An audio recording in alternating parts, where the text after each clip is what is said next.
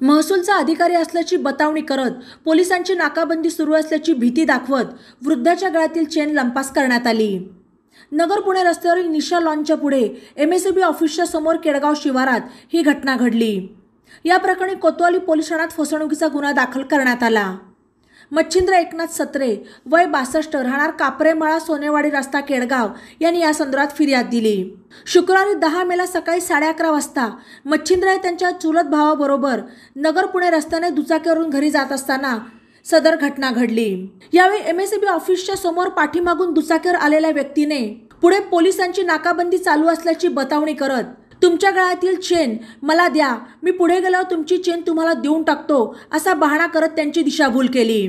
मच्छिंद्र यांनी त्या व्यक्तीवर विश्वास ठेवून त्यांच्याकडील 27,000 रुपयांची सोन्याची चेन काढून दिली। त्यानंतर ती व्यक्ती सोन्याची चेन घेऊन पसार झाला।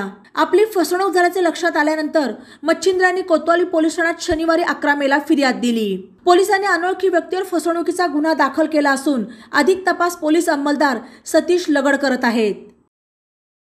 बातम्यांसाठी ई नवा मराठा यूट्यूब चॅनलला सबस्क्राईब करा आणि बेल आयकॉनवर प्रेस करा।